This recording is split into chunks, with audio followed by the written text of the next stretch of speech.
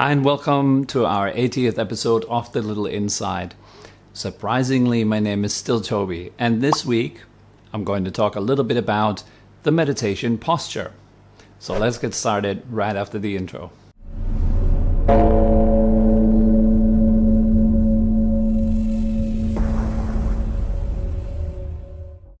Many times I am asked about the traditional classic meditation posture, sitting cross-legged. Why do we have to sit cross-legged? What's the point of crossing your legs? Why should the spine be upright? What about the fancy hand postures that you can assume? Why do you do all that? What's the benefit of it? So I'm going to talk a little bit about this today. Also, I'm going to talk a little bit about other postures such as lying down or walking meditation. And this is like a short presentation on meditation posture that comes from me, from my experience, from the things that I've learned. This is by far not the ultimate path, the ultimate truth.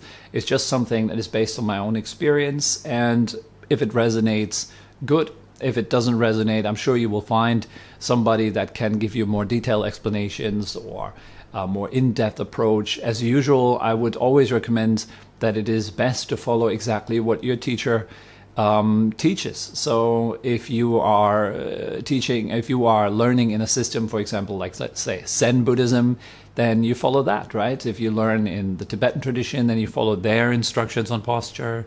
If you learn in the Theravada Buddhist tradition, you follow their instructions on posture. If any other tradition, you do what the tradition prescribes, and you train according to the teachings that are given from your own teacher. That's usually always the best. But anyhow, let's get started with today's presentation of the meditation posture. So the first point of the meditation posture would be the crossed legs, right? So you can cross your legs in many different ways. You can cross your legs in the normal crossed leg position. You can sit in the Burmese position, or you can sit in a half lotus position, or even in a full lotus position. Now, if you're unable to sit in a full lotus or half lotus or Burmese posture, if your knees are pointing all the way up and you have great hardship, then I really would recommend you to practice some yoga, particularly with some emphasis on opening the hips. I'm sure you will find some yoga teacher nearby you that is able to explain to you how to open your hips and so forth. I'm not going into that today, but I would highly recommend you to seek someone out who can explain to you properly what kind of exercises you can do every day, such as 15-minute exercises that you can do every day in order to open your legs, open your hips. The benefits of crossing your legs are said to be that, for example, in full lotus posture, where both feet are resting on top of your thighs, that one is kind of the king of postures. So if you can sit like this, the benefit is that the blood circulation to the legs is slowed down, and so you have more blood available in the upper parts of the body, such as for the lungs, the heart itself, the digestive system, and of course your brain, which is always good when you want to practice meditation, to have more blood available in the upper regions of the body. So the energy and the blood together doesn't sink into the legs too much, so they stay kind of up in the body, keeping you awake, keeping you alert, and keeping the organs, you can say, well nourished during the session. Now, that would be one benefit of sitting cross-legged. Also, it opens your hips. It relieves waist pain that you might have. It also helps you to be a little bit closer to the ground. Also, when you look at the cross-leg posture, it gives you kind of a broad foundation or broad basis to sit on. So it's not that easy to kind of fall over when you're sitting in meditation. You go into deeper meditation and you kind of, sometimes you would maybe tilt forward or backward a little bit. That posture is very, very stable, particularly the full lotus posture. So if you can train for that, if you can train your flexibility, open your hips enough and so forth, under the guidance of somebody that is really, really good at this posture, because otherwise you can really injure your knees. then go for it. If you have no interest in sitting cross-legged at all, I must also add that this is not a necessity. You don't have to sit cross-legged to meditate. You can also lie down, you can also sit on a chair, or you can get yourself one of these really, really nice meditation benches and do it in a kneeling position. All of that is fine. But if you can go for the full lotus position, if you can train for it, go for it. It's a really, really nice bonus, really nice extra. The second point that is often discussed is the hands. So some people say you position your hands like this, the right hand resting in the palm of your left hand, thumbs are touching either like this or like this, thumbs are just gently resting.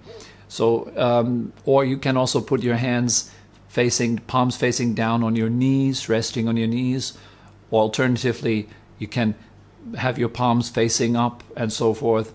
So there's also all these kind of fancy mudras. Mudra is a hand gesture. You can so connect your index finger with your thumb, or your middle finger with your thumb, or the ring finger with your thumb, and all that has a different impact on the energetic system in the body, and thus it has an impact on the quality of your mind.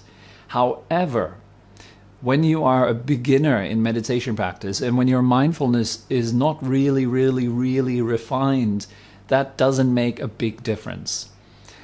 Now, again, this is just my own opinion. Maybe in your system it is taught that it does make a great difference, and then please follow that. That would be important. But as in my experience and for myself, I've noticed that when the monkey mind is still really, really active, I have no access to my energetic system, particularly when it is so refined as to connect like different fingertips to each other and then rerouting certain energy flows in your body. I'm not really qualified at all to talk about this because it is beyond me. It is too refined. But that would be the point of actually connecting different pathways of energy in your body, I think. And so what I usually do is I put my hands on my knees, palms facing down. It is said that if your palms are facing up, it raises your energy in the body. If your palms are facing down, it makes the energy in your body sink downwards, so it has a relaxing effect. And palms facing up, an invigorating effect on the mind. When both of your hands are resting in the lap like this, the classic meditation posture, some people feel a bit of too much heat. For example, for myself, if my hands are resting like this, it gets too hot. My hands become really, really sweaty and my upper body becomes too hot.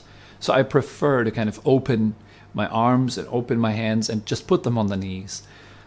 It's personal preference, I guess. Also make sure that it helps you to relax your shoulders the way you put your hands, and helps your arms in general to be relaxed and open, and also kind of create some space in between your arms and the side of your rib cage so the air can circulate and you're not creating unnecessary heat in the body like that.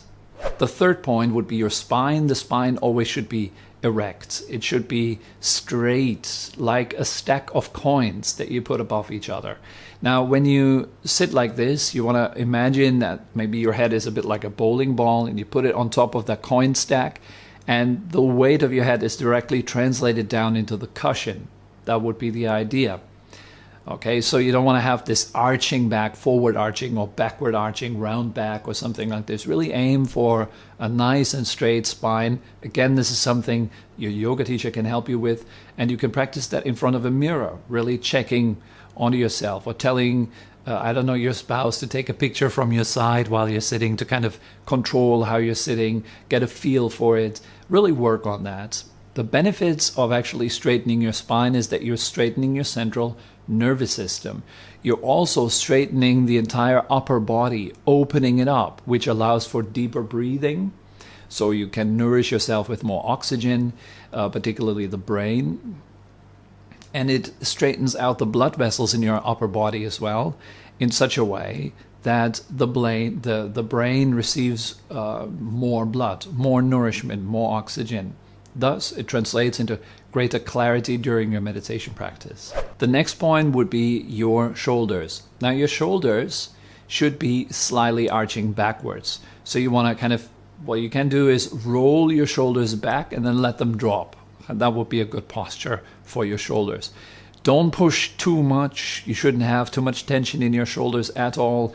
In the beginning, you kind of probably have to create the shape with a bit of tension, but then you want to learn to relax into the shape of your shoulders. So you create the good shape with your shoulders and then you relax into it. That's the idea. Opening the shoulders, again, it opens the lungs, it opens the heart. Also energetically, it helps you to breathe deeper, and it helps you to open yourself up emotionally as well, because you're opening the heart center.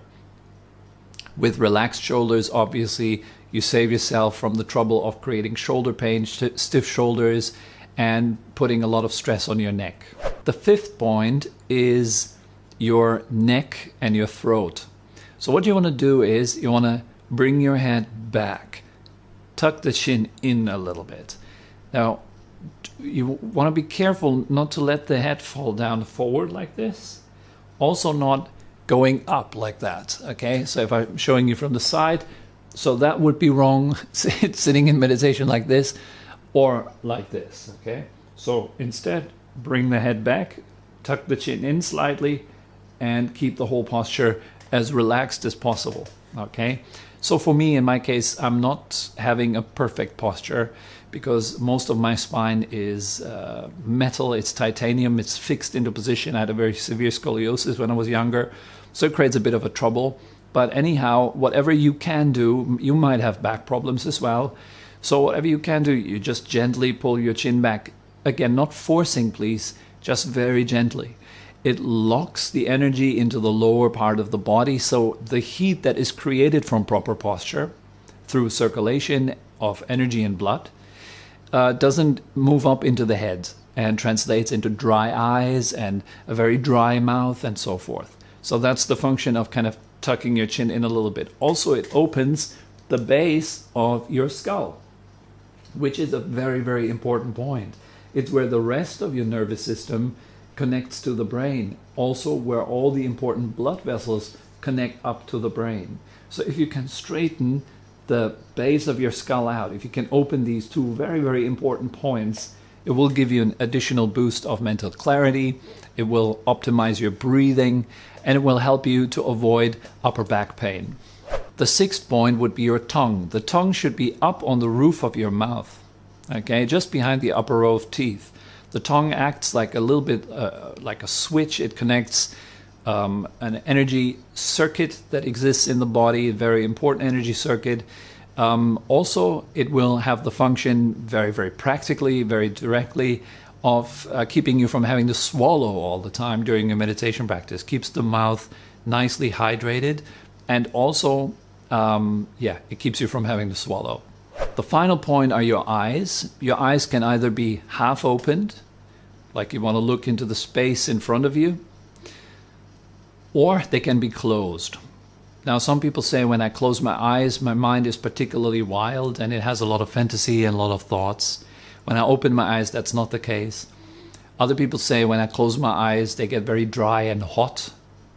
Then again, you might want to check with your chin. Maybe the energy is raising too much into your head, so it creates too much heat there and dries out your eyes. If that is the case, or you just simply open your eyes, you let a little bit of light and a little bit of air come to your eyes, usually helps. Also, it creates more wakefulness. Some people say when I'm opening my eyes, I feel more awake, I feel more focused. Other people say I can't open my eyes during meditation, it's super distracting, I like to close them again. I would say that's a matter of preference. So you do what works best for you, okay? In order to find out what works best for you, I would highly recommend you to watch this video a few times, note down all the 7 points of the correct posture, study about correct posture online or in a good book, study with your teacher, your meditation teacher, and learn with a yoga instructor of how to enter that posture properly. And then undergo a training, maybe 3 weeks, maybe 3 months, maybe a year of just really focusing on your posture. I would say you have reached a very good posture if you can sit in a perfect posture still for an hour. So that would be good posture for meditation. But please don't exaggerate, don't overdo it, don't push yourself. Take your time.